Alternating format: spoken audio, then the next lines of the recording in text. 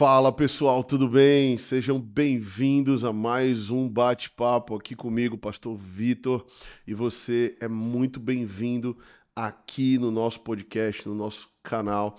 E eu espero que você já esteja participando. Se você não está participando ativamente aqui do canal, não te esquece de te inscrever e também de ativar o sininho para te lembrar. Toda semana nós temos um novo episódio, novinho, fresquinho, para você, para que você possa meditar nas coisas de Deus, crescer pessoalmente e avançar naquilo que Deus tem para a tua vida. E hoje eu queria compartilhar com você sobre algo muito chave que Deus colocou no meu coração nas últimas semanas. Existe um pensamento comum no meio dos cristãos de que se Deus liberou uma promessa, ela automaticamente vai se cumprir. E não é assim que funciona. Quando Deus libera uma promessa sobre as nossas vidas, nós precisamos entender que nós precisamos dar os passos corretos e tomar as decisões corretas e responder de forma correta a Deus para que essas promessas se cumpram. Amém, gente? E a gente vai ver isso biblicamente na história de Saul. Deus chamou Saul e escolheu Saul como o rei de Israel. O povo começou a desejar um rei. Israel não tinha rei ainda. Israel tinha somente o Senhor Deus como seu rei. E eles começaram a olhar para as outras nações e começaram a desejar um rei humano. E então eles começam a cobrar Samuel, que é o profeta, que é o sacerdote de Israel, e eles começam a cobrar Samuel. Então Samuel vai a Deus e Deus fala: chama Saul. Deus vai chamar Saul e vai ungir Saul como rei de Israel.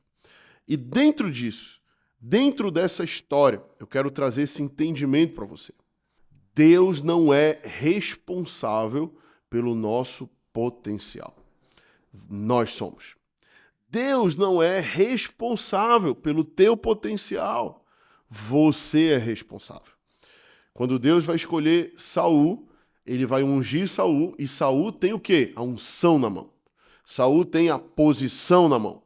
Saul está com a faca e o queijo na mão para ser um ótimo rei. E eu tenho certeza que Deus queria que Saul fosse um bom rei. Você acha que Deus ia escolher alguém para fracassar? Você acha que Deus ia escolher alguém para ser um mau líder, um mau rei para sua nação? É claro que não.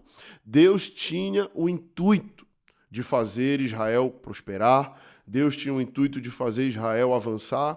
E Deus escolhe um cara apto para isso. A gente vai ver lá em 1 Samuel, capítulo 9, a gente vai ver inclusive dizendo assim, capítulo 9, verso 2, tinha ele um filho cujo nome era Saul, moço, ou seja, jovem e tão belo, que entre os filhos de Israel não havia outro mais belo do que ele. Olha que interessante. Desde os ombros para cima sobressaía a todo o povo.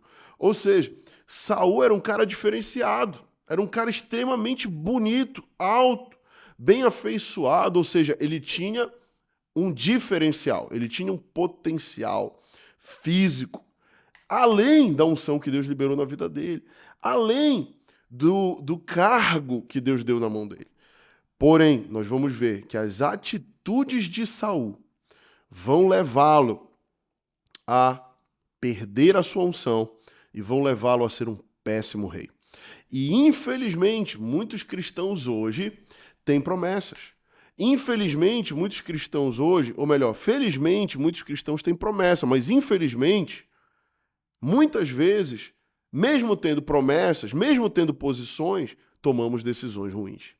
Muitas vezes, mesmo tendo a unção de Deus, muitas vezes, mesmo tendo a posição de Deus, muitos cristãos negligenciam isso. Sabe? E quando Deus escolhe uma pessoa, isso significa que essa pessoa tem um potencial. Mas cumprir o propósito profético que Deus tem depende também das escolhas da pessoa. Né? Às vezes a gente mistifica muito isso e a gente pensa, Deus já me escolheu, Deus me ungiu, Ele falou comigo, Ele me deu um toque, então tudo vai ser um mar de rosas na minha vida, eu não preciso mais fazer nada, eu vou atar uma rede agora, eu vou deitar aqui, vou tomar um açaí, ficar com o bucho cheio deste tamanho e vou dormir e tudo vai se cumprir na minha vida. Não é assim que funciona. E alguns se enganam dizendo, não, Deus ele é soberano. Sim, Deus ele é soberano. Ele não, o fato das coisas acontecerem ou não na nossa vida não mudam a soberania de Deus. Mas eu quero te falar, o alcançar a promessa não é algo automático. Tá bom? Então desmistifique isso hoje na sua vida. Se você tem promessas, se você tem sonhos de Deus liberados sobre você, se você tem uma palavra profética de futuro, você precisa agora fazer a seguinte oração. Deus, obrigado, porque o Senhor falou que eu vou chegar em tal patamar. O Senhor me liberou uma palavra de futuro, de destino. Para que Deus faz isso? Para nos animar, para nos dar uma visão, para a gente olhar para frente e dizer, cara, um dia eu vou chegar lá. Agora, a nossa oração precisa ser, Deus, para eu chegar lá, quais são os passos que eu preciso dar? Quais são as decisões que eu preciso tomar? E para isso, nós precisamos ser dirigidos pelo Espírito Santo. Para isso, nós precisamos ser direcionados pelo Espírito de Deus. Você já viu aquelas pessoas que ela tem um grande potencial? Já viu? Às vezes acontece muito com jogadores de futebol, né, nos esportes. Né? Olha, aquele adolescente ele tem 15 anos e ele é um grande potencial. Né? Ele vai ser o próximo Pelé, ou ele vai ser o próximo Michael Phelps, né? O próximo Usain Bolt está ali, né? O cara tem todo o shape, né? Ou seja, tem todos os artifícios físicos para se tornar o grande campeão, ele tem talentos para se tornar o grande campeão, e é muito importante, física, talento, dons, tudo isso é muito importante. Mas sem a disciplina, ou sem a decisão, ou sem a escolha de eu não vou ser só um potencial, eu vou ser uma realidade. Existe uma grande diferença entre uma coisa e outra. E você precisa hoje tomar uma decisão. A tua decisão hoje precisa ser, cara, amém, eu tenho uma promessa, eu tenho um potencial, mas eu não vou ficar somente na esfera do potencial. Eu vou ser uma realidade. Já viu aquelas pessoas que ano passa, ano após ano, vem oportunidade, vem outra oportunidade, e a pessoa deixa passar as oportunidades. Ou Deus fala com ela, olha, você precisa mudar de vida nessa área, você está ainda no pecado aqui. Ou às vezes nem é pecado, às vezes é uma coisa legítima, que a pessoa precisa abrir mão, que Deus está pedindo renúncia, que Deus está pedindo obediência, e a pessoa simplesmente finge que não está vendo, ou deixa passar, ou não tem olhos espirituais, e aí o que acontece? A pessoa fica patinando. Ano após ano, as promessas não se cumprem. Por que as promessas não se cumprem? Porque Deus não quer abençoar a pessoa, Deus quer, mas ela precisa responder. Já viu aquelas pessoas que são homens de Deus, mulheres de Deus, e você ouve a pessoa pregar, ela tem unção, você ouve a pessoa falar, ela fala com autoridade, mas quando você olha para a vida dela, você não vê fruto. Por que não vê fruto? Porque fruto vai vir através de arrependimento e tomada de decisão de mudar de vida. O verdadeiro arrependimento só pode ser medido se você perceber frutos de arrependimento. O que é o fruto do arrependimento? O fruto do arrependimento é Zaqueu. Zaqueu desce do sicômoro, da árvore, e fala para Jesus, Jesus, me convém que você fique na minha casa hoje. Jesus fala, ok, amém, eu vou ficar na tua casa. E aí, qual é o fruto do arrependimento de Zaqueu? Zaqueu fala, se eu enganei alguém, eu vou restituir 4 vezes mais tudo aquilo que eu roubei. A restituição daquilo que ele roubou é o fruto do arrependimento. Tem gente que só faz como se Zaqueu virasse para Jesus e falasse assim, Jesus, me perdoa porque eu roubei as pessoas. Vem para minha casa, dorme lá comigo e para aí. O fruto do arrependimento é o passo prático, meu irmão. Tem gente que não quer dar passo prático do arrependimento. Deixa eu te falar, isso é só remorso. Se não tem fruto, não passa de remorso. Tem pessoas que eu discipulo e eu falo, olha, você está errado isso aqui, você tem que corrigir. A pessoa vira para mim e fala, realmente, eu estou errado. Mas ela não muda. Ela não muda a atitude, ela não muda a forma de fazer. O que isso me mostra? Que não tem verdadeiro arrependimento. Porque o verdadeiro arrependimento é o quê? Mudança de atitude. Ok? Se eu quero sair de um potencial e eu quero me tornar uma realidade, esse podcast hoje é muito chave, cara. Se você é líder, você é pastor, você está envolvido no ministério, isso é chave. Se você quer sair do âmbito do potencial e quer se tornar realidade, você precisa ter fruto de arrependimento. Você precisa olhar para a sua vida. O que é que eu me arrependi que eu não fui lá para redimir? O que é que eu me arrependi, mas eu nunca enfrentei? Eu nunca fui lá restituir. Eu nunca fui lá redimir. E se eu não redimir, ou se eu não restituir, eu preciso avaliar se eu realmente me arrependi. Amém? Isso é muito chave. Por quê? Porque as janelas de oportunidade, elas vão vir. O nosso Deus é um Deus bom. Ele é um Pai que nos ama. E Ele vai nos dar oportunidades. Ok? Agora, se você ficar desperdiçando as oportunidades que Deus te dá, então não tem como você viver a realidade. Eu lembro que o meu pai, ele falava isso pra mim quando eu era garoto. Ele dizia, filho, o cavalo selado só passa uma vez. Eu não sei quem já ouviu esse ditado, mas é um ditado que eu ouvia meu pai dizer. E ele dizia, olha, quando o cavalo passar pra você, monta nele, pega a rédea e não larga mais. Amém? O que é esse cavalo selado passar? É a oportunidade de passar e eu montar nela e eu ser responsável com a oportunidade. Eu ser alguém que realmente abraçou a oportunidade e falou, cara, eu não vou deixar essa oportunidade passar. Eu não vou deixar ninguém pegar o meu manto. Eu não vou perder aquilo que Deus confiou nas minhas mãos, porque eu me recuso a ser somente um potencial. Eu quero ser uma realidade. Saul, ele vai falhar, porque ele deu as respostas erradas para Deus. Saul falhou em dar as respostas que Deus queria ouvir. Deus escolheu ele como rei de Israel. Porém, quando o Senhor mandou que ele destruísse o rei Agag, o que ele vai fazer? Ele vai poupar Agag, os tesouros e também o gado. Deus falou, olha, vai lá e aniquila tudo. Destrói tudo. Ou seja, Deus está dando uma ordem muito clara para Saul. Deus está dando uma direção muito clara. Saul foi lá, mas Saul teve uma meia obediência. Já viu aquela pessoa que ela vive em meia obediência? Ela faz, mas ela faz só pela metade.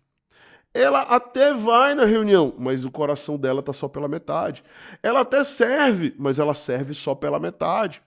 Ela até faz o que foi pedido, mas ela às vezes faz mal feito. Esse é o coração muitas vezes de Saul. Deus foi muito claro, faça na totalidade, aniquila tudo. Né? Destrói tudo, mas ele vai poupar Agag. Quantas vezes nós estamos poupando Agags na nossa vida? E o Agag pode ser um pecado que talvez Deus mandou você aniquilar, você está poupando. Às vezes o Agag pode ser a postura, como eu falei, no teu servir a Deus, a postura no teu relacionar com pessoas. Né? O Agag pode ser aplicado de muitas formas. Mas a verdade é que quando o Senhor ele nos chama, ou quando ele libera uma promessa para nós precisamos agarrá-la com intensidade, com toda a força que nós temos. Amém, pessoal? Então é muito importante você entender. Quando Deus falar com você, não dê as respostas que você quer dar. Dê para Deus as respostas que Ele quer ouvir. Muitas vezes nós estamos dando só as respostas que nós queremos dar para Deus. Mas a pergunta é, eu estou dando a resposta para Deus que eu quero dar? Ou será que eu estou dando a resposta que ele quer ouvir? Quando Deus chama Saul, a resposta que Deus estava esperando de Saul é Saul voltar com ele e falar, Deus, está feito o que o Senhor pediu. Eu destruí tudo, sobrou nada. Mas não é isso que Saul traz de volta para Deus. Infelizmente, Saul vai decepcionar o Senhor. Saul tinha chamado? Tinha. Saul era ungido? Era. Mas Saul vai falhar com o Senhor. Uma das declarações mais assustadoras que a gente pode escutar está lá em 1 Samuel 16,14, que diz assim, o Espírito do Senhor se retirou de Saul. Cara, você já pensou? Um dia Deus fala, ó, tô retirando meu espírito de você. Que onda, velho. Que louco, velho. Sabe? O Espírito do Senhor se retirou de Saul. Ou seja, ele até permaneceu como rei. Ele até permaneceu numa posição, mas agora ele já não tinha mais a unção e a autoridade vinda da parte de Deus. E, cara, você pode ter a posição que for. Você pode ser o empresário mais forte que for. Você pode ser um grande político. Você pode ser um pai de família incrível. Você pode ter muitos dons e muitas posições.